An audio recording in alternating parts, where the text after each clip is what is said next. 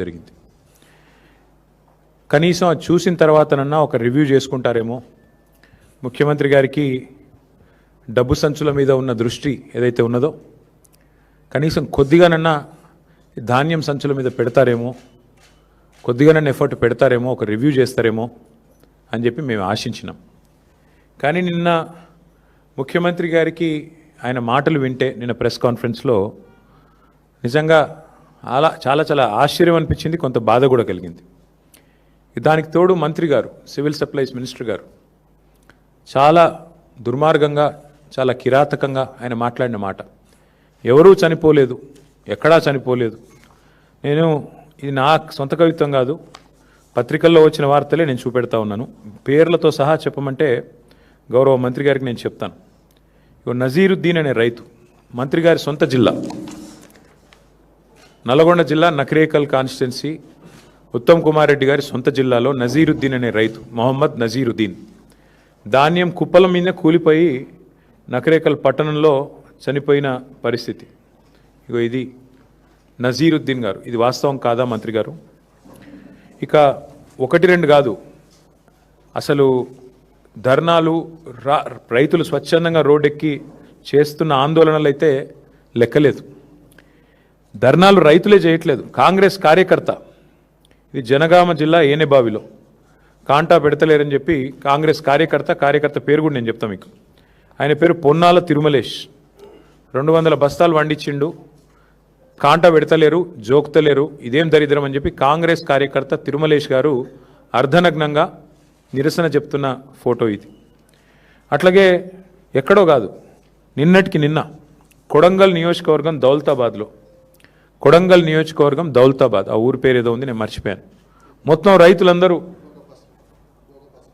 గోక ఫసలాబాద్ అనే గ్రామంలో, మా పార్టీ వాళ్ళు ఎవరు లేరు అక్కడ, మొత్తం రైతులందరూ రోడ్డెక్కి ధాన్యం కొంటలేరని ముఖ్యమంత్రి సొంత నియోజకవర్గమైన కొడంగల్ దౌలతాబాద్ మండలం ఆ గ్రామంలో వారు చేసిన నిరసన ముఖ్యమంత్రి గారికి మరి రిపోర్ట్ ఇస్తున్నారో లేదో, ఆయన బుకాయించదలుచుకున్నాడో ఆయన ఇష్టం. ఇక మా పార్టీ నాయకులు మొత్తం కలిసి మంచిర్యాలలో చేసిన ధర్నా, ఒకటే రోజు 4 రైతులు మంచిర్యాల జిల్లాలో మరణిస్తే మా నాయకులు జీవన్ రెడ్డి గారు, మాజీ మంత్రివర్యులు, మాజీ ఎమ్మెల్యే దివాకర్ రావు గారు మంచిర్యాలలో రైతులతో సహా ధర్నా చేసి 4 ప్రభుత్వం ఆదుకోవాలని చెప్పి ఆ ఈదురుగాలులకు అక్కడే మరి సంఘటన జరిగితే వెంటనే మా నాయకులు స్పందించిన పరిస్థితి. ఒకటిగా చెప్తూ పోతే ఎన్నున్నాయంటే ఇట్లా మీరు చూడండి, ఇదిగోండి ఎక్కడెక్కడ ఏ జిల్లాలో జరిగినాయి కూడా మీకు చూపెడతాను నేను. చూడు, ఇది ఈనాడు పత్రిక. సరే, మళ్ళా నమస్తే తెలంగాణ చూపెడితే అది మీ పత్రిక అంటాడు, అదో బాధ. ఇది ఈనాడు పత్రిక. ఈనాడు పత్రికలో వచ్చింది, కొనుగోలు కేంద్రంలో ఆగిన రైతు గుండె. ఇది నెక్కొండ మండలం, వరంగల్ జిల్లా. మృతుడి పేరు వెంకటేశ్వర్లు, రైతు గారి పేరు. ఇది వెంకటేశ్వర్లు గారు. ఒకరిద్దరు కాదండి, నాకు ఇంకా చాలా పేపర్లు ఉన్నాయి. ఇక పురుగు మందు తాగి కొల్చారం, మెదక్ జిల్లా, శ్రావణ్ కుమార్ అనే రైతు, కొంటలేరని చెప్పి పురుగు మందు తాగి నిరసన చెప్పి చివరికి చచ్చిపోయిన పరిస్థితి. మొత్తంగా చూస్తే ఈరోజు రాష్ట్ర వ్యాప్తంగా ఇక ధాన్యం కుప్ప చేస్తూ రైతు కన్నుమూత. 1-2 కాదండి, ఇట్లా ఇప్పటికి కేవలం కొనుగోలు కేంద్రాల్లో చనిపోయిన రైతులు దాదాపు 10 మంది పైనే ఉన్నారు. ఒక్కరూ చనిపోలేదని మంత్రి గారు అంటారు. ఇంతకంటే సిగ్గుచేటు, ఇంతకంటే అవాస్తవాలు మాట్లాడడం ప్రభుత్వంలో ఉన్న వాళ్ళకి మంచిదా? దయచేసి వారు ఆలోచించుకోవాలి. ఇవాళ 45 డిగ్రీల వేడిలో 45 రోజుల నుంచి రైతులు పడిగాపులు పడుతున్నారు. నేను తిరిగిన స్వయంగా సంగారెడ్డి జిల్లా పోయినా, సదాశివపేటకి, వరంగల్ జిల్లా పోయినాను, వరంగల్లో 3 జిల్లాలు పోయాను, జనగామ పోయినాను, వరంగల్ పోయినాను, ములుగు పోయినాను, తర్వాత మా సిరిసిల్ల జిల్లా పోయినాను. దాదాపు 5-6 జిల్లాలు తిరిగితే ఎక్కడ చూసినా మా నాయకులు అయితే అందరూ ఫీల్డ్లోనే ఉన్నారు, అందరూ ఫీల్డ్లో తిరుగుతూ ఉన్నారు, ప్రతి ధాన్యం కొనుగోలు కేంద్రం దగ్గర పోతూ ఉన్నారు. ఎక్కడికక్కడ రైతులు, సార్ గన్నీ బ్యాగ్స్ లేవు సార్, సంచులు లేవు సార్. ఈ రాష్ట్రంలో గన్నీ బ్యాగ్స్ దొరుకుతలేవు, కానీ గన్స్ మాత్రం పుష్కలంగా దొరుకుతున్నాయి. కరీంనగర్లో 5 తుపాకులు పట్టుకొని పోయి పొద్దున 11 గంటలకి తుపాకులతో కాల్పులు జరుగుతున్నాయి. కానీ నిస్సిగ్గుగా ముఖ్యమంత్రి గారు చెప్తున్న మాటలకు కానీ, మంత్రి గారు చెప్తున్న మాటలకు కానీ, చేతలకు కానీ పొంతన లేదు. వాస్తవానికి ఈరోజు కూడా రాష్ట్రంలో ఎక్కడా కూడా 30-35% మించి ధాన్యం కొనుగోలు చేయలేదు. ఇక మీకు పేరు చెప్తే బాగుండదు, కానీ ఒక మాజీ మంత్రి, ఎమ్మెల్యే, కాంగ్రెస్, మొన్న మా నాయకుడికి ఫోన్ చేసి, ఒక నాయకుడు మా ఎమ్మెల్యే గారికి ఫోన్ చేసి, అరే ఏం పెట్టినరా మీరు, ఇది పనిలేని పని, ఈ గవర్నమెంట్ కొనుడు ఏందా నాకు అర్థం కాదు ధాన్యం, మీరు లేని పని పెట్టిన మా కేసీఆర్ గారు, మాకు ఇప్పుడు ఆ ప్రెజర్ అవుతుంది అని చెప్పి మా నాయకుడికి ఇంకో కాంగ్రెస్ నాయకుడు ఫోన్ చేసి నిష్ఠూరం ఆడుతూ ఉన్నాడు. ఇది పరిస్థితి ఈరోజు రాష్ట్రంలో. ముఖ్యమంత్రి గారేమో 80% కొనేసిన అంటాడు, మంత్రి గారేమో 50% కొన్నా అంటాడు. మేము చూసినాం క్షేత్రస్థాయిలో. వాస్తవానికి ఈరోజు ఏ ఒక్క సెంటర్లో కూడా ధాన్యం కొనుగోలు కేంద్రాలు సరిగా పనిచేయడం లేదు. గన్నీ బ్యాగ్స్ ఇస్తలేరు, రైతులే కొనుక్కోవాలి. 28 రూపాయలు, 25 రూపాయలు, 30 రూపాయలు పెట్టి సుతిలు వాళ్ళే కొనుక్కోవాలి. మంచినీళ్ళ సౌలత్ కూడా లేదు. ఇంకా మీదికెళ్ళి వెయిటింగ్ ఛార్జీలు కూడా రైతులే కట్టుకోవాలి. ట్రాక్టర్ లోడ్ చేసుకొని వస్తుండ్రు పాపం. వచ్చినాక ఆడ బయట సెంటర్ బయట నేను నర్సంపేట నా కళ్ళతో నేనే చూసిన, మొత్తం మార్కెట్ యార్డ్ నిండిపోయి ఉన్నది. మరి ఎట్లా ఇది పరిస్థితి అంటే, వచ్చి వారం రోజులైంది సార్, వెయిటింగ్ ఛార్జీలు కడుతున్నాం, రోజుకు 2000 రూపాయలు కడుతున్నాం, రోజుకు 3000 రూపాయలు కడుతున్నాం, లారీ అయితే ట్రాక్టర్ అయితే 2000 కడుతున్నాం. రైతులు తమ నోటెంబడి వాళ్ళు చెప్పిన మాట. ఈ సంక్షోభాన్ని గుర్తించకుండా, ఈ సంక్షోభం గురించి కనీస అవగాహన లేకుండా అబద్ధాలు చెప్పి అధికారంలోకి వచ్చిన రేవంత్ రెడ్డి ఇలా నోటికి వచ్చిన మాటలు మాట్లాడుతూ ఉన్నాడు. పెద్దలు చెప్పారు, ఎద్దేడ్చిన వ్యవసము రైతేడ్చిన రాజ్యం బాగుండదు అని. 10 ఏళ్ళు దేశానికి అన్నపూర్ణగా విలసిల్లిన తెలంగాణ ఇవాళ తల్లడిల్లుతున్నది. రైతు ఇవాళ కన్నీరు పెడతా ఉన్నాడు. ఇది వాస్తవం ముఖ్యమంత్రి గారు. మేమేదో మిమ్మల్ని విమర్శించడానికి ఇంకోదానికో చెప్పట్లేదు. ఇవాళ రాష్ట్రంలో ప్రణాళిక లేకుండా పోయింది. యూరియా దొరకదు, రైతు బంధు వేయరు, మీరు రుణమాఫీ మొత్తం చేయరు, ఆఖరికి పంట కష్టపడి పండిస్తే మీరు ఇచ్చే అరకొర కరెంటుతోని పంట కొనుగోలు చేయరు. మీ పాలసీ స్పష్టంగా కనబడతా ఉన్నది. ఏంది మీ పాలసీ? మేము కొంటే ధాన్యం 2400 ఇవ్వాలి, వరే మొక్కజొన్న అయితే 3600 ఇవ్వాలి. అట్లా కాకుండా రైతును 4 రోజులు అక్కడే ఏడిపిస్తే పోయి అక్కడ ప్రైవేట్లో అమ్ముకుంటాడు. ఎవరో సేటుకో ఎవరో రైస్ మిల్ అమ్ముకుంటాడు 1700 1800. ఇక సచినోడి పెళ్లికి వచ్చిందే కట్నం అన్నట్టు ప్రభుత్వం ఎట్లా కొంటలేదు కదా, ఆయన వర్షం కింద పడితే నాశనం అయిపోతుంది పంట, మొలకెత్తితే మళ్ళీ వీళ్ళు కొనరు అని చెప్పి ఇవాళ ఆ పరిస్థితుల్లో రైతు ఉన్నాడు.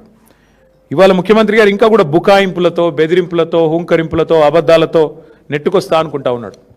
మేము ప్రభుత్వంలో ఉన్నప్పుడు ఇదే ముఖ్యమంత్రి గారు తరుగు గురించి బాగా మాట్లాడిండు. ఇంత తీస్తారు, అట్లెట్లా తీస్తారు, ఇట్లెట్లా తీస్తారు. ఇవాళ వాస్తవానికి 6 నుంచి 8 కిలోల తరుగు తీస్తూ ఉన్నారు. ఇది వాస్తవం.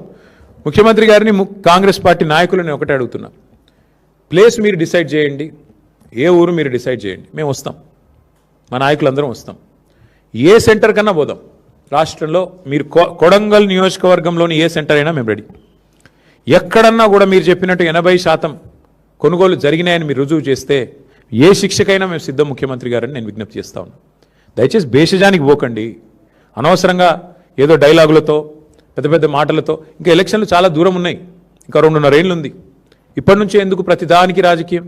దయచేసి భేషజానికి పోకుండా, అహంభావానికి పోకుండా, మేము చెప్తున్నాం కదా వీళ్ళెవరు చెప్పడానికని అనవసరపు దీనికి పోకుండా, బ్రోకర్ల పాలవుతున్న ధాన్యాన్ని మధ్య దళారులు ఏదైతే ఇవాళ గవర్నమెంట్ కొంటలేదు కాబట్టి దళారులకు అమ్ముకునే దుస్థితి ఏదైతే రైతులకు వచ్చిందో దీని నుంచి నివారించండి. మా శ్రీనివాస్ గౌడ్ గారు గుర్తు చేస్తూ ఉన్నారు, బోనస్ ఎగ్గొట్టిండు అని. బోనస్ కాదు, ఈ ప్రభుత్వమే పెద్ద బోగస్. ఈ ప్రభుత్వమే పెద్ద బోగసు. వాళ్ళ రైతు డిక్లరేషన్ అంత పెద్ద బోగస్ ఇంకోటి లేనేలేదు. 34 హామీలు ఇచ్చారు రైతు డిక్లరేషన్లో. ఒక్కటన్నా అమలైందా ఈ రాష్ట్రంలో? 4 ఏళ్ల కిందట రాహుల్ గాంధీ గారు వచ్చి వరంగల్లో మీటింగ్ పెడితే అదే రోజు మళ్ళీ మేము మొన్న పెట్టాం రైతు సంగ్రామ సదస్సు అని వరంగల్లో పెట్టినాం. ఆ రోజు అడిగాను నేను, ఎంతసేపు ముఖ్యమంత్రిని తిట్టిండి. నేను ముఖ్యమంత్రిని తిట్టలే, రైతు బంధు వేయకుండా ఉండేందుకు మేము ఏమైనా దివానగాళ్ళమా అన్నాడు ముఖ్యమంత్రి. నేను గదే గుర్తు చేసిన. ఇప్పుడు ఏని దివానగాడేవాడని నేను అడిగిన. నేను ముఖ్యమంత్రి గారు నేనేం తిట్టలే. కేవలం ఆనాడు మేమేమైనా దివానగాళ్ళమా, మాకేమైనా దిమాక్ లేదా అన్నాడు. నేను గదే చెప్పిన. మరి దివానగాళ్ళు ఎవరు, దిమాక్ లేని వాళ్ళు ఎవరు అని అడిగిన. దానికి అసలు విషయం చెప్పకుండా రైతు బంధు ఇప్పుడు 4వ సారి సక్సెస్ఫుల్గా కొట్టారు ఈ ప్రభుత్వం వచ్చాక. అట్లాగే 15,000 ఇస్తామని డైలాగులు కొట్టారు.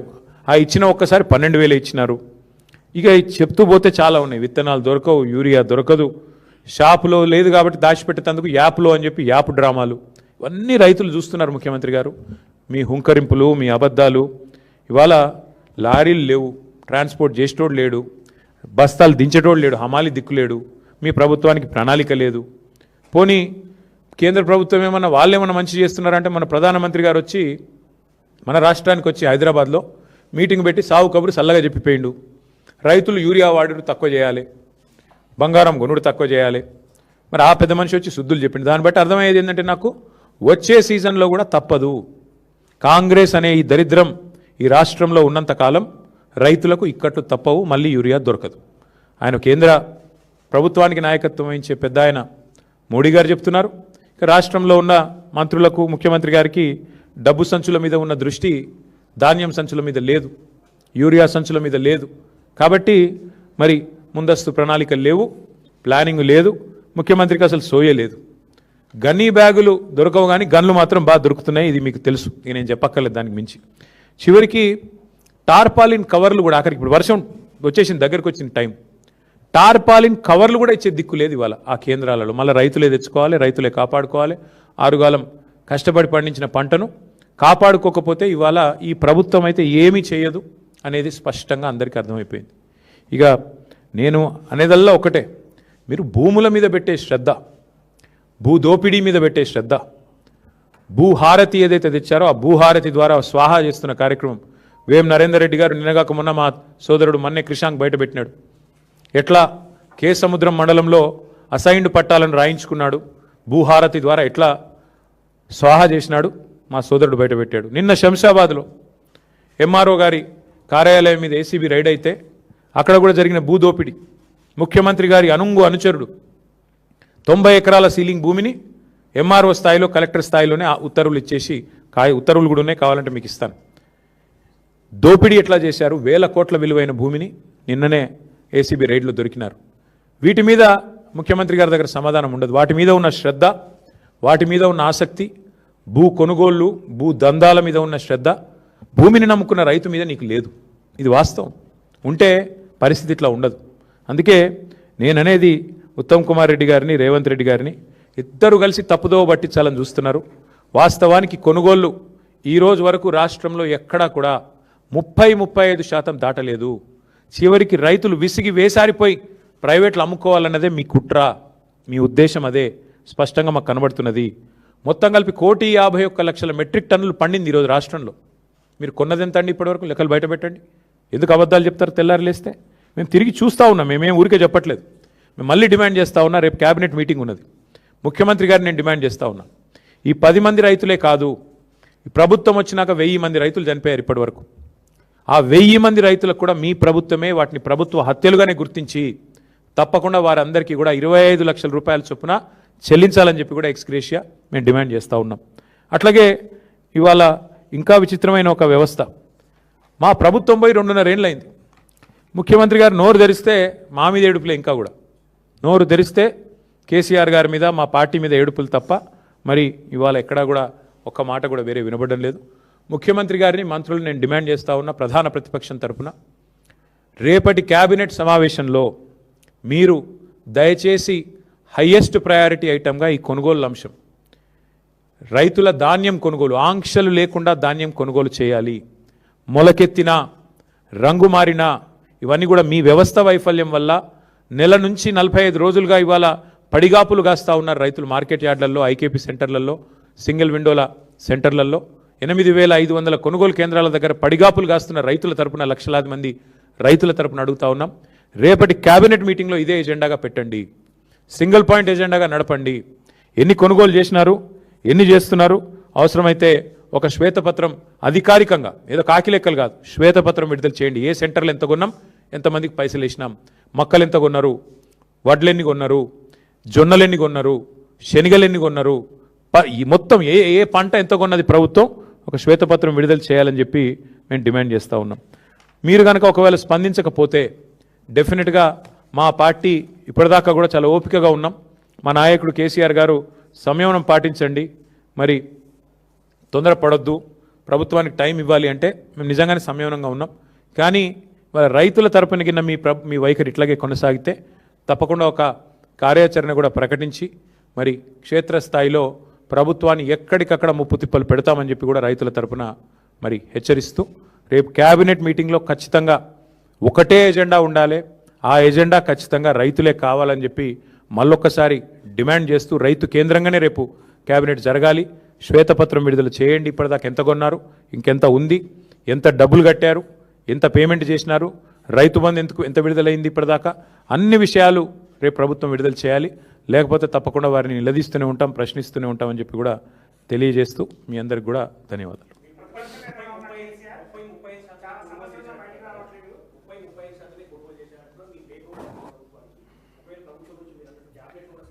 చూద్దాం రేపు క్యాబినెట్లో ఒకవేళ స్పందన రాకపోతే మా పార్టీ ఎట్లాగో యాక్టివ్గానే ఉంది. ఫీల్డ్లో ఇప్పటికే మా నాయకులందరూ పర్యటన చేస్తూనే ఉన్నారు. మా మాజీ ఎమ్మెల్యేలు కానీ, మా నియోజకవర్గాల ఇన్ఛార్జీలు కానీ, జిల్లా పార్టీ అధ్యక్షులు కానీ ఎక్కడి వాళ్ళు అక్కడ ధర్నాల్లో పాల్గొంటున్నారు, ఎక్కడి వారు అక్కడ కొనుగోలు కేంద్రాలు తిరుగుతున్నారు. ఒకవేళ ప్రభుత్వం కనుక స్పందించకపోతే రైతుల తరపున విస్తృతమైన కార్యక్రమాలకు శ్రీకారం చుడతాం. రేపు ప్రభుత్వ స్పందన చూసి మా కార్యాచరణ ప్రకటిస్తాం.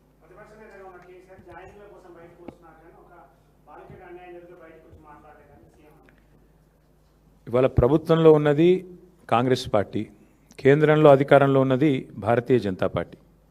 ఈ అంశం మీద మీరు ఒక్కటి దయచేసి, మేము మీడియాను కూడా ఈ విషయంలో మీరు ఏమనుకున్నా సరే, మీరు కూడా కళ్ళు చెవులు ముక్కు అన్నీ మూసుకున్నారు 4 రోజులు. అసలు ఒక స్క్రోలింగ్ కూడా వేయలేదు మీడియా. సిగ్గుపడాలి తెలుగు మీడియా. జాతీయ మీడియాలో వచ్చేదాకా తెలుగు మీడియా కనీసం సోయి కూడా లేదు. ఇంత సీరియస్ వైఖరి మీద, ఇంత సీరియస్ విషయం మీద అసలు ముఖ్యమంత్రి, కేంద్ర మంత్రి తోడు దొంగల మాదిరిగా ఇద్దరు తోడు దొంగలే. ఒక మైనర్ బాలిక మీద అఘాయిత్యం జరిగితే ఈ రాష్ట్రంలో కంప్లైంట్ తీసుకోవడానికి పోలీసులు నిరాకరించారు. ఎవడండి ఈ రాష్ట్ర హోంమంత్రి? ముఖ్యమంత్రి గారు కాదా? ఆ అమ్మాయిని సతాయించి, తల్లిదండ్రులను సతాయించి 6 గంటలు పోలీస్ స్టేషన్లో కూర్చోబెట్టి వేధించి చివరికి కౌంటర్ కేసు పెట్టించారు. ఎవరు పెట్టించారండి ఈ రాష్ట్రంలో? వాస్తవం ఏంటి అసలు? ఆ మైనర్ బాలిక, ఆమె మీద జరిగిన అఘాయిత్యానికి సంబంధించి వాళ్ళ తల్లిదండ్రులకు చెప్పి బోరుమని ఏడిస్తే నిందితుని పట్టుకోవాల్సింది పోయి 9 రోజులు రాచమర్యాదలు చేసి కాపాడిన వెధవ ఎవడు? నేను అడుగుతా ఉన్నా ఈరోజు. ఎవరా వెధవ? ఇద్దరిలో తెలియదా ప్రజలకి? సిగ్గుపడాలా ముఖ్యమంత్రి? ఏమంటాడు మీ డీజీపీ? ఆయనకి ఏమైనా ఉందా తలకాయ అసలు? ప్రైమ్ మినిస్టర్ బందోబస్తులో బిజీగా ఉన్నాం అందుకే కేసు పెట్టలేదా? ప్రైమ్ మినిస్టర్ బందోబస్తు వచ్చినప్పుడు మొత్తం నేరస్తులందరికీ హాలిడే ఇస్తారా? 3 రోజులుగా సంపుకొనరబోయ్ అని చెప్పి మొత్తం రేవంత్ రెడ్డి గారు చెంచల్ కూడా బ్యాచ్మేట్స్ అందరికీ చెలరేగమని చెప్తారా? ఏం చెప్తున్నావు నాకు అర్థం కాదు. సిగ్గుందా అసలు ప్రభుత్వానికి?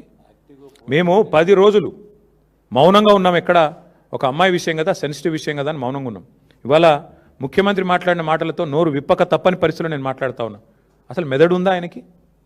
లేదా వడదెబ్బకి ఏమైనా చిన్న మెదడు కూడా చితికిపోయిందా? ఏం మాట్లాడుతున్నాడు ఆయన? నాకు అర్థం కాదు. ఏదో మా బావమ్మరి దీంట్లో దొరికినాయి అంటాడు. పెట్టు కేసు, ఎవడొద్దన్నాడు ఆయన నిన్ను? ఏం దొరికినాయి? నీ ఎక్సైజ్ సూపరింటెండెంట్ చెప్పింది కదా, అందులో ఏం దొరకలే, ఏం లేదురా నాయన అని.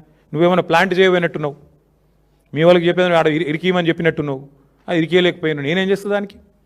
నేనేమంటున్నా అంటే ఇంత చిల్లర రాజకీయం మంచిది కాదు. 9 రోజులు ఒక పాక్సో నిందితుని దేశంలో ఎక్కడైనా వదిలిపెట్టినరా? ఎందుకు నీకు అంత అండర్స్టాండింగ్ ఏంది మీ ఇద్దరికి? నీకు ఎందుకు భయం? ఒక నిందితుడిగా చూడాలా? వారు ఎవరైతేందా? ఎందుకు కాపాడినామని అడుగుతున్నా ముఖ్యమంత్రిని. చివరికి ఏం జరిగిందండి వాస్తవం? కేసు రిజిస్టర్ చేయడానికి భయం, మీడియాలో రాయడానికి భయం. ఎవడు చేస్తున్నాడు ఈ మేనేజ్మెంట్ అంతా? నువ్వు, నీ ఫ్రెండ్ కాదా? నీ ఫ్రెండ్ ఆర్ఎస్ బ్రదర్స్ కాదా ఇద్దరు మీరు? ఇది వాస్తవం కాదా? మీడియాకు ఫోన్లు చేసి బతిమలాడింది వాస్తవం కాదా? రాయకండి, దండం పెడతా అని మీడియా రాయని మాట కూడా వాస్తవం కాదా? ఇవన్నీ కాదండి. 9 రోజులు ఒక నిందితుడిని దాచిపెడితే ఇంకొక సామాన్యుడైతే ఊకుంటారా పోలీసులు? వాళ్ళ తల్లిని తండ్రిని తీసుకొచ్చి పోలీస్ స్టేషన్లో కూర్చోబెట్టారు. అంటే ఇక్కడ కేంద్ర మంత్రి కాబట్టి స్పెషల్ ఎక్సెప్షనా? అంటే నువ్వు రేపు చేయి, మర్డర్ చేయి, ఏమైనా చేయి, కేంద్ర మంత్రి కొడుకు అయితే మేము ముట్టుకోమనా? రేవంత్ రెడ్డి ఉన్నాడు మా దోస్తు కాబట్టి కాపాడుకుంటామనా? చివరికి దిక్కులేక నేను హైకోర్టుకు సల్యూట్ చేస్తున్నా. బెయిల్ కోసం ప్రయత్నం చేసిండ్రు మీరు, అది రాకపోతే సచ్చినట్టు నువ్వు అరెస్ట్ అంటావు, ఆయన లొంగుబాటు అంటాడు. ఇద్దరు డ్రామాలు, తోడు దొంగలు. సిగ్గులేదు ఇంకా మాట్లాడడానికి. ఆ అమ్మాయి కాదు, ఇవాళ రాష్ట్రంలోని అమ్మాయిలందరూ, మహిళలందరూ మీ మొహం మీద ఉమ్ముతున్నారు. సిగ్గులేదు ఈ ప్రభుత్వానికి అని. ఎందుకండి అంత మొహమాటం? అరే జరిగింది ఏంది? నువ్వు మాట్లాడేది ఏంది? నీకు మెదడుందా? హైట్ ఒకటే తక్కువ అనుకున్నా, బుర్ర కూడా తక్కువనే రేవంత్ రెడ్డికి. ఇంత అన్యాయమా? ఒక అమ్మాయికి అన్యాయం జరిగితే ఆ అమ్మాయి వివరాలు బయటపెట్టిన విధవలు ఎవరో బయటపెట్టు. ఇప్పటికి 15 మంది మీద కేసు అయింది పేట్ బషీరాబాద్లో. ఎవరా విధవలు? బీజేపీ వాళ్ళు. అమ్మాయి హనీ ట్రాప్ అని రాసిన విధవలు ఎవరు మీడియాలో? నేను అడుగుతున్నా, ఎవరా విధవ మీడియా ఏది? హనీ ట్రాప్ అని చెప్పి మనీ ట్రాప్లో పడ్డ మీడియా ఎవరు? వాళ్ళని అడుగుతున్నా నేను. సిగ్గుందా మీకు అసలు? ఇజ్జతుందా? ఇంకా మాట్లాడుతున్నాడు ముఖ్యమంత్రి, కేంద్ర హోంశాఖ సహాయ మంత్రి. ఈయనేమో నేను పంపించిన నా కొడుకుని ఈయనంటాడు. ఆయన చేసిన ఘనకార్యానికి ఫస్ట్ పోలీసులు బరబర గుంజుకపోవాలి. నీవు దాచిపెట్టిన 9 రోజులు ఆ కుటుంబాన్ని బెదిరించినావు నువ్వు. నిన్ను కేసులో పెట్టాలి, సిగ్గుంటే రాజీనామా చేయాలి. ఇంకా మీదికెళ్ళి ఏదో చాలా ఇద్దరు శుద్ధ పూసల్లాగా, సత్యసంధుల్లాగా, సత్య హరిశ్చంద్రుడు కజిన్ బ్రదర్స్ లాగా ఏదో యాక్టింగ్లు, మళ్ళీ మీదికెళ్ళి దానికి ప్రమోషన్లు. ఏం మాట్లాడుతున్నారు అసలు? ఒక రాష్ట్ర ముఖ్యమంత్రి, మీరు హోంమంత్రి.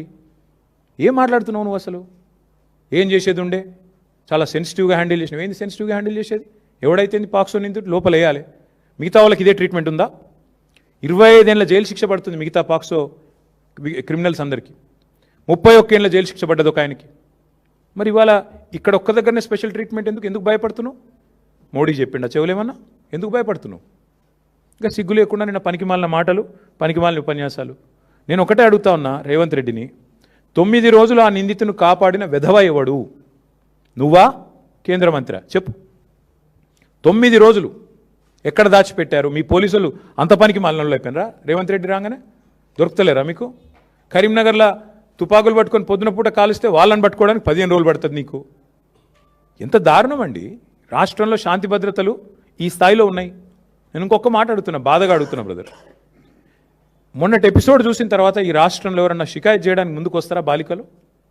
అంటే ఎవడైనా అవతలోడు పలుకుబడినోడైతే మనం పట్టుకోలేము, ప్రభుత్వాలు కలిసిపోతాయి. వల్ల నేను మా నాయకుడు ఆర్ఎస్ ప్రవీణ్ కుమార్ గారికి నేను హృదయపూర్వకంగా అభినందనలు చెప్తా ఉన్నాను. మా పార్టీ జనరల్ సెక్రటరీ, మాజీ ఐపీఎస్, అద్భుతంగా పోరాటం చేసిండు ఆయన. సెక్షన్లతో సహా ఏది ఎప్పుడు ఏంటి ఎట్లా పెట్టాలి, మీడియాను ఎప్పటికప్పుడు అప్రమత్తం చేస్తూ ప్రజలకు చెబుతూ మా పార్టీ తరపున ఆ బాలికకు న్యాయం జరగాలని పోరాడింది మా ఆర్ఎస్ ప్రవీణ్ కుమార్ గారు. నేను ఆయనను కూడా పట్టుకొని మాట్లాడతాడు. ఆర్ఎస్ ప్రవీణ్ జడ్జా? ఆర్ఎస్ ప్రవీణ్ జడ్జి కాదు, కానీ భవిష్యత్తులో తప్పకుండా నీకు పాఠాలు చెప్పే రోజు వస్తుంది. అది కూడా చెప్తున్నా నేను, వస్తుంది. ఆ రోజు కూడా వస్తుంది, ఎక్కువ రోజులు ఏం లేదు. ఎందుకంటే నాకు ఆశ్చర్యంగా ఉంది వాళ్ళ రాష్ట్రంలో పరిస్థితి చూస్తుంటే. రేవంత్ రెడ్డి గారు అంటే కూర్చొని పోలీసు ఉన్నతాధికారులతో సమావేశం పెట్టి దొంగలను ఎట్లా పట్టుకోవాలో చెప్తున్నాడట. నిన్ను పట్టుకున్నది వాళ్ళేనాయనా, మర్చిపోకు. దొంగలను ఎట్లా పట్టుకోవాలో పోలీసులకు బాగా తెలుసు. నీలాంటి దొంగల దగ్గర నేర్చుకోవాల్సిన అవసరం లేదు. నిన్ను పట్టుకున్నది వల వేసి ఉచ్చుబన్ని అందరు అక్కడ కూర్చున్న వాళ్ళు నవ్వుకుంటా ఉండింటారు కామెడీగా, వీడు చెప్తున్నాడు ఏందిరా మాకు అని. దొరికినోడు వీడు కూడా చెప్పేటోడు అయిపోయిందా అని. కాబట్టి ఈ ఎటకారాలు డ్రామాలు ఆపేసి ధాన్యం కొనుగోలు మీద దృష్టి పెట్టు. ఆ నిందితుడికి మేము గనక నోరు విప్పకపోతే ఆ బాలిక తరపున ఇవాళ అమ్మాయికి న్యాయం జరిగేది కాదు. ఇది వాస్తవం. హైకోర్టుకు నేను హృదయపూర్వకంగా ఆ అమ్మాయి తరపున, లక్షలాది మంది బాలికల తరపున ఈ రాష్ట్రంలో నేను సల్యూట్ చేస్తా ఉన్నాను. ఎందుకంటే మీరు సరైన నిర్ణయం తీసుకోవడం వల్ల విధి లేక ఇద్దరు తోడు దొంగలకి ఆ పిల్లగాన్ని తీసుకొచ్చి అప్పజెప్పాల్సి వచ్చింది వ్యవస్థకి, న్యాయ వ్యవస్థకి. లేకపోతే వీళ్ళు న్యాయం జరిగేది కాదు. మీడియా మౌనం, కేంద్ర మంత్రులు మౌనం, కేంద్ర ప్రభుత్వం మౌనం, రాష్ట్ర ప్రభుత్వం మౌనం. ఇన్ని వ్యవస్థలు ఒకటైతే కూడా చివరికి న్యాయ వ్యవస్థ వల్ల ఇలా అమ్మాయికి న్యాయం జరిగింది ఫైనల్గా. ఇంతకంటే ఎక్కువ నేను ఆ విషయంలో మేమేం రాజకీయం చేయలేదు, చేయబోము. కానీ ఎవరికి అన్యాయం జరిగినా మేము పోరాటం చేశాము 2.5 ఏళ్లలో. అది లగచర్లలో కావచ్చు, వెలుగుమట్లలో కావచ్చు, లేదా మా మహబూబ్ నగర్లో జరిగిన కూల్చివేతలు కావచ్చు, హైడ్రా విక్టిమ్స్ కావచ్చు, మూసీ బాధితులు కావచ్చు. మేమే కొట్లాడింది ఈ రాష్ట్రంలో.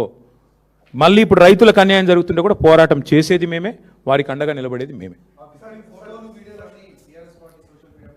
ఆ విధవలు ఎవరైతే బయట పెట్టారో, హనీ ట్రాప్ అని వేసిన విధవలు ఎవరైతే ఉన్నారో వాళ్ళని బయట పెట్టండి, వాళ్ళ మీద కేసులు పెట్టండి, లోపల నూకండి. అందులో బీఆర్ఎస్ఎల్ ఎవరన్నా ఉంటే ముఖ్యమంత్రి నేను సవాల్ చేస్తున్నా, బయట పెట్టు. నువ్వే కదా హోంమంత్రివి, చెప్పు, బయట పెట్టు.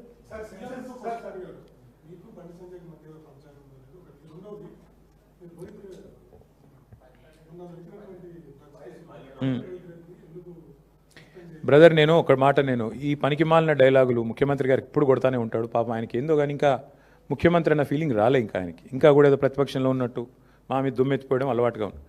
అసెంబ్లీ సమావేశాలప్పుడు వాళ్ళ పీసీసీ ప్రెసిడెంట్ అన్నాడు, డ్రగ్ టెస్టులు పెట్టండి అన్నాడు. పెట్టరాబోయని నేను అన్నా. మరి ఎందుకు వెనకపోయిందా ప్రభుత్వం? డ్రగ్స్ బిగ్స్ పెట్టు, టెస్టులు పెట్టు మీ ఎంపీలకు. ఎంతమంది దొరుకుతారో నేను చెప్తా, పేర్లు చెప్తే బాగుండదు. పెట్టు. ఏం మాట్లాడుతున్నాడు ముఖ్యమంత్రి? ఒక చిన్న స్కూల్ పోరగాడు మాట్లాడినట్టు. అప్పుడప్పుడన్నా కొద్దిగా ముఖ్యమంత్రిలా హుందాగా మాట్లాడు. ఎప్పుడో సస్పెండ్ చేసినాం రోహిత్ రెడ్డిని, మీకు తెలియదా?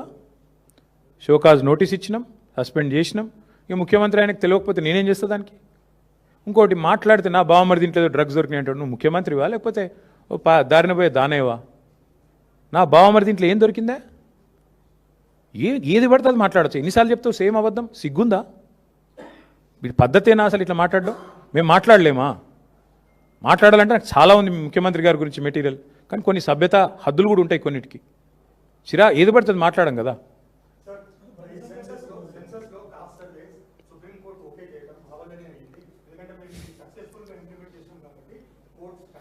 ఒక్క సోదరుడు ఈ రాష్ట్రంలో కులగణన బాగా జరిగిందని ఏ ఒక్క మనిషినైనా చెప్పమనండి బ్రదర్. ఆఖరికి సర్వే చేసిన వాళ్ళు ఎవరైతే సర్వే చేసిన పిల్లలు వాళ్ళనన్నా చెప్పమనండి. ఎందుకంటే రేర్ మోడల్ అని చెప్పుకున్నాడు, ఏదో రేర్ మోడల్ అని చెప్పిండ్రు. తర్వాత ఏమైంది, 160 కోట్లు ఖర్చు పెట్టిండ్రు.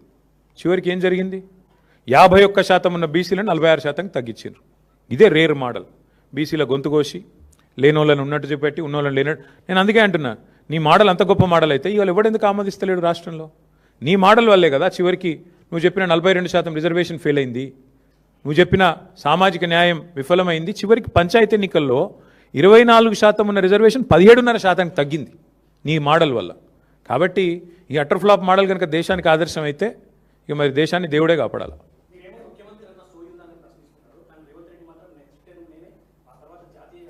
బ్రదర్, చిన్నప్పుడు నేను టీవీ చూసేవాడిని, బాగా చిన్నగా ఉన్నప్పుడు స్కూల్లో ఉన్నప్పుడు సీరియల్ వచ్చేది, ముంగేరి లాల్కే హసీన్ సప్నే.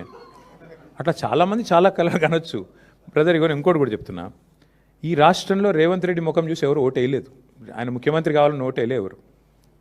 అది అడ్డిమారి గుడ్డి దెబ్బ అంటారు చూడు. పేమెంట్ కోటాలో, మేనేజ్మెంట్ కోటాలో ఆయన తెచ్చుకున్న సీట్ అది. ఢిల్లీకి పైసలు కొట్టిండు రాహుల్ గాంధీకి, అందరికీ తెలుసు. సీక్రెట్ ఏమైనా ఆయనే చెప్పిండు కదా, గాంధీ కుటుంబానికి కావాలంటే 1000 కోట్లు పంపిస్తా అని. ఆ కోటాలో పైసలు ఇచ్చి తెచ్చుకున్నాడు. ఇక దానికి ఆయన నేనేందో చాలా శక్తివంతుని అనుకుంటే మరి మహబూబ్ నగర్ పార్లమెంట్ ఎందుకు గెలిపిలేకపోయినావాను? నువ్వు ఎంపీగా ఉన్నప్పుడు చాలా గొప్పడవు కదా, ప్రజానాయకుడు కదా. ఎంపీగా ఉన్నప్పుడు నీ ఎంపీ పరిధిలో ఒక ఎమ్మెల్యే గెలిచిండా? ఎంపీగా ఉన్నప్పుడు మల్కాజ్గిరి ఒక కార్పొరేషన్లో ఒక మున్సిపాలిటీ గెలిచినవా? ఎంపీగా ఉన్నప్పుడు ఒక కార్పొరేటర్ గెలిపించినావా కనీసం?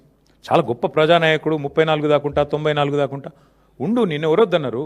నీ పార్టీకి నువ్వు అడ్డగోలు పైసలు ఇస్తున్నావు. ఎక్కడ ఈ దేశంలో ఎలక్షన్ జరిగినా ఫండింగ్ తెలంగాణకి వెళ్ళిపోతుందని చెప్పి ఇవాళ మొత్తం దేశం అంతా కూడా తెలుసు.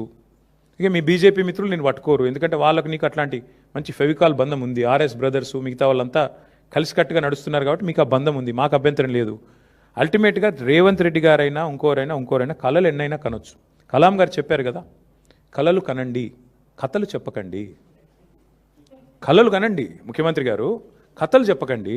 ఎందుకంటే అది మంచిది కాదు. ఇన్ని కథలు చెప్పి అధికారంలోకి వచ్చినావు. పిట్ట కథలు, లొట్ట కథలు, ఎన్ని కథలు చెప్పిండే ఆయన.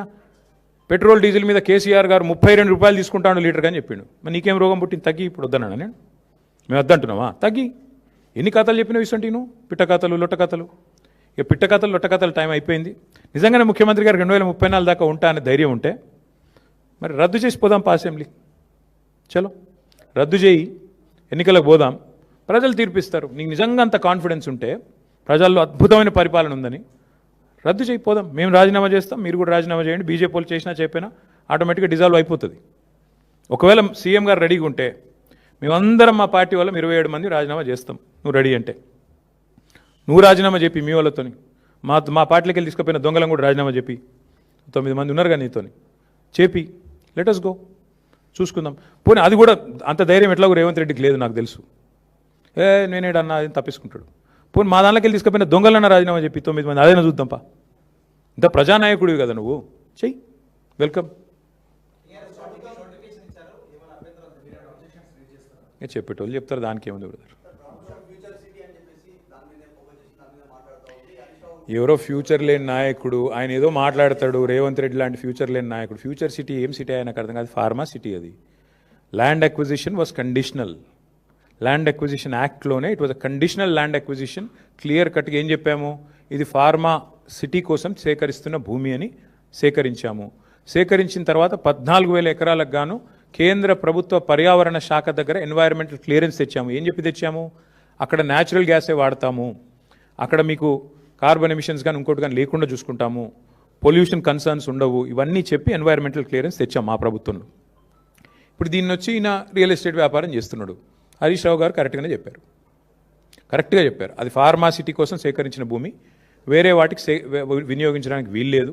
మీరు వెధవ పనులు చేసి ఇంకేదో చేస్తా అనుకుంటే కుదరదు అని చెప్పారు. తప్పే ఉంది అందులో, కరెక్ట్గా చెప్పారు.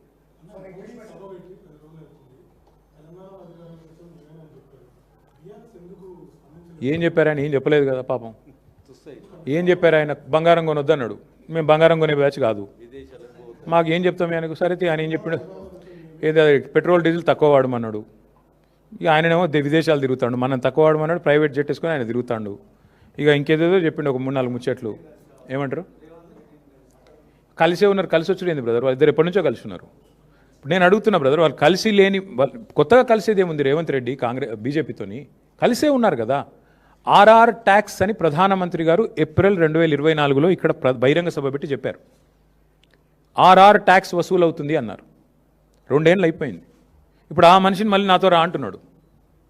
దాని అర్థమైంది అంటే 2 ఏళ్ళు నువ్వు వసూలు చేస్తున్నాయని నాకు తెలుసు, నువ్వు చేసే దొంగ పనులన్నీ నాకు తెలుసు, కానీ నాతో కలిసి వస్తే అన్నీ మాఫ్ అవుతాయి. వాషింగ్ మెషిన్, వాషింగ్ పౌడరా ఇది అంటారు చూడు, వాషింగ్ పౌడర్ నిర్మాణం ఏదో వాషింగ్ మెషిన్, అట్లా నేను చూసుకుంటా బిడ్డ నువ్వు రా అని అడిగాడు. కొత్తగా వచ్చేదేముంది చూడరాదు, ఎన్ని ఎగ్జాంపుల్స్ ఉన్నాయి, 100 ఉన్నాయి. హైదరాబాద్ సెంట్రల్ యూనివర్సిటీలో 10,000 కోట్ల కుంభకోణం జరిగిందని నేను చెప్పడం కాదు, సెంట్రల్ సుప్రీంకోర్టు అపాయింట్ చేసిన సెంట్రల్ ఎంపవర్డ్ కమిటీ చెప్పింది. ఎవరికి? నాకు చెప్పలా, కేంద్ర ప్రభుత్వానికి నివేదించింది. మీరు యాక్షన్ తీసుకోండి అని చెప్పింది. ఎందుకు తీసుకోవట్లేదు మోడీ గారు? ఎందుకు ఇంత దయ రేవంత్ రెడ్డి గారి మీద? కలిసి లేకపోతే ఇదంతా ఎందుకు జరుగుతుంది? పొంగులేటి శ్రీనివాసరెడ్డి గారి ఇంటి మీదే ఈడీ రైడ్ అవుతుంది. 2 మెషిన్లు పోతాయి, నోట్లు కౌంట్ చేసే మెషిన్లు 2 పోతాయి. ఇప్పుడు అయిపోయి కూడా 18 నెలలు అయిపోయింది రైడ్ అయ్యి. ఈడీ నోరు విప్పదు, మంత్రి గారు నోరు విప్పరు, పలుకే బంగారం అయింది. దీని అర్థమైంది, దీని భావం ఏంది?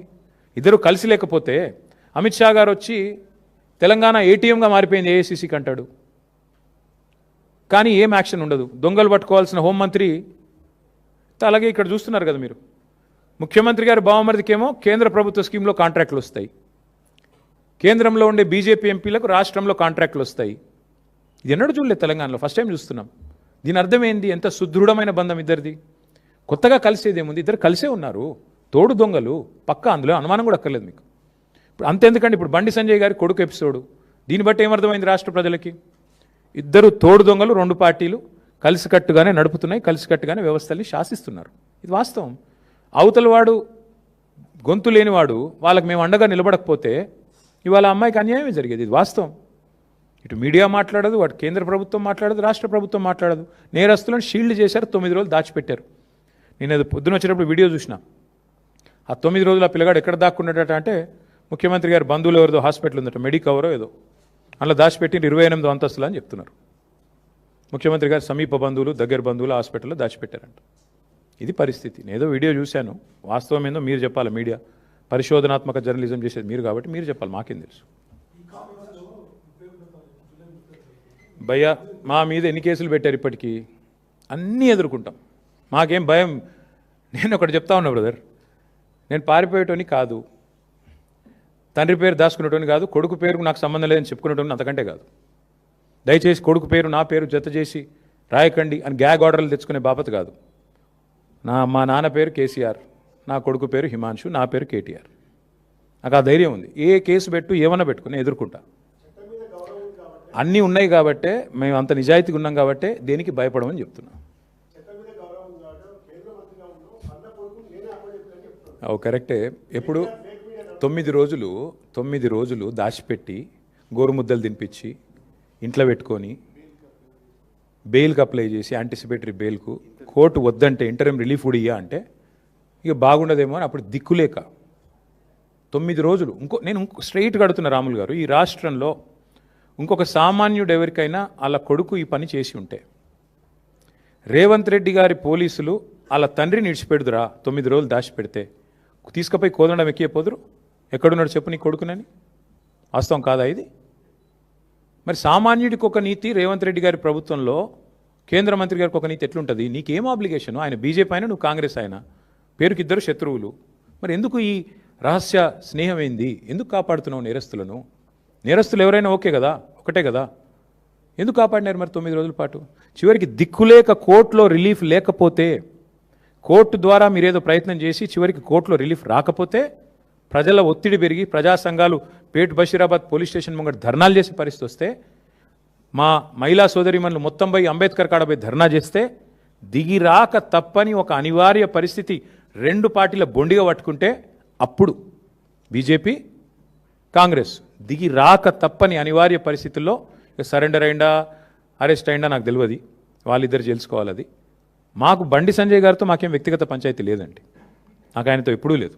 కలిస్తే ఎప్పుడైనా ఎదురుగా మాట్లాడిన తప్ప నేను ఎప్పుడూ అగౌరవంతో వ్యవహారం చేయలేదు. ఆయనే పనికిమాలిన మాటలు మాట్లాడిండు, ఆయననే మా తల్లిదండ్రులను ఉద్దేశించి అగౌరవంగా మాట్లాడిండు.